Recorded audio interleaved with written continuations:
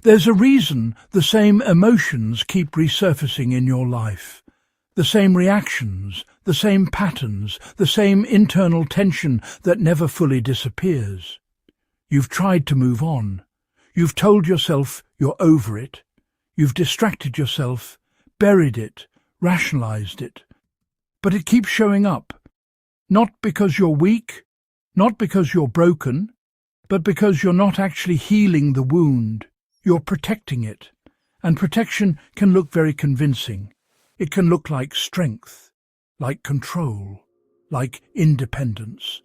But underneath all of it, there's something unresolved that you've built your behavior around.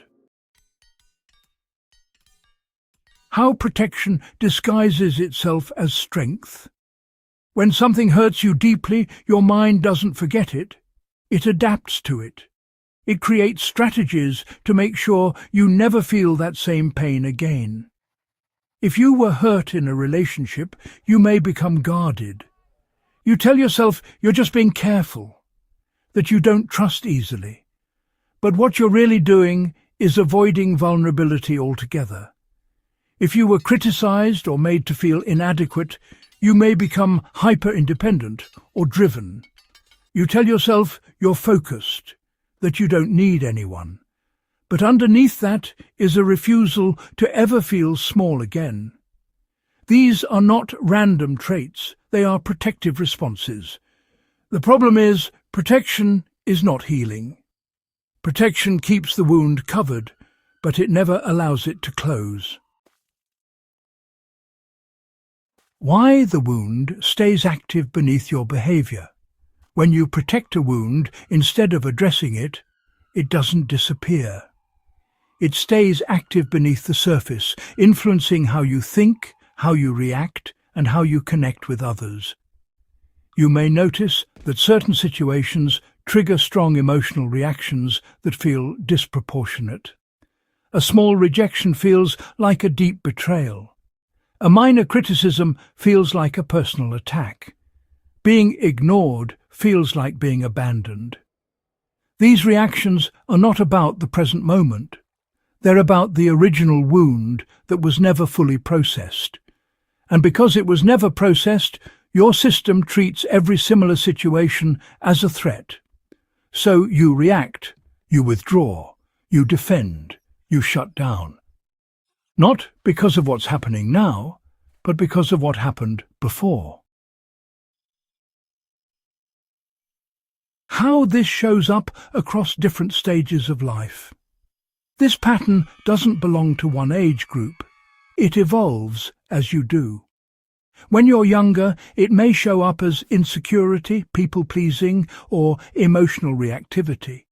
You're trying to navigate pain you don't fully understand yet. As you move into your 30s and 40s, it often becomes more structured. You develop patterns, how you handle relationships, how you deal with stress, how you respond to conflict. These patterns feel like your personality, but many of them are still rooted in protection. Later in life, it can become even more subtle. You may call it just the way I am. You avoid certain conversations, certain risks, certain levels of openness. Not because you can't handle them, but because your system has learned not to go there. The wound is still there. It's just been managed, not healed. Why does healing feel more uncomfortable than just staying guarded? Well, there's a reason you stay in protection mode. It simply feels safer. Healing, on the other hand, requires you to face what you've been avoiding. It asks you to sit with emotions you've spent years, maybe even decades, trying not to feel.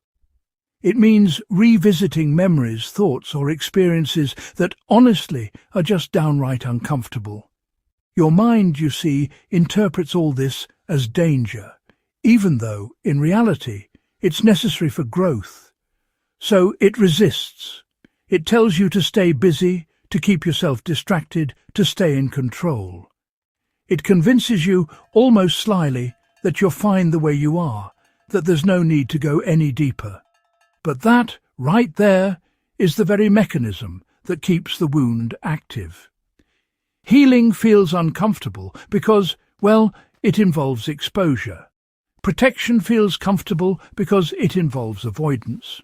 And most people, when faced with that choice, will pick comfort, even when it keeps them stuck. What it actually means to stop protecting and start healing. Healing doesn't mean forcing yourself to relive pain in an overwhelming way. It means allowing yourself to acknowledge what's there without immediately shutting it down. It starts with awareness, noticing your reactions, noticing when something triggers you. Instead of immediately reacting or suppressing it, you pause. You ask yourself what you're really feeling and where that feeling might be coming from. For example, if you feel intense anger in a situation, you look beyond the surface. Is it really anger, or is it hurt, rejection, or fear underneath? This process takes honesty. It requires you to drop the identity you've built around being fine or strong all the time. Because real strength is not in avoiding the wound. It's in facing it. Practical ways to begin shifting from protection to healing. Start by creating moments of stillness, not constant distraction, not noise, just space where your thoughts and emotions can surface. When something triggers you, don't rush to react. Give it a few minutes. Let the initial intensity pass, then reflect on it. Write it down, if necessary. What happened, what you felt, and what it reminded you of. Patterns start to become clear when you do this consistently. Another step is allowing yourself to feel without immediately trying to fix it. Not every emotion needs a solution. Sometimes it just needs to be acknowledged, and when possible, talk about it. Not with everyone, but with someone who can hold that space without judgment. Healing is not a solo performance. It requires some level of openness, even if it's uncomfortable at first. Why healing changes everything around you. When you stop protecting the wound, your behavior starts to shift naturally. You become less reactive, less defensive, more present in your interactions. You're no longer filtering everything through past pain. Relationships improve, not because others have changed, but because you're no longer responding from a place of unresolved hurt. Decisions become clearer. You're not avoiding things out of fear. You're choosing based on what actually aligns with you. The energy you use to spend protecting yourself becomes available for growth. And over time, the wound loses its influence. Not because it never happened, but because it no longer controls you. You don't heal by covering the wound. You heal by facing it. Protection kept you safe at one point in your life. It served a purpose. But staying there will keep you stuck in the same patterns, the same reactions, and the same limitations. At some point, you have to decide whether you want to keep protecting the pain or finally move through it.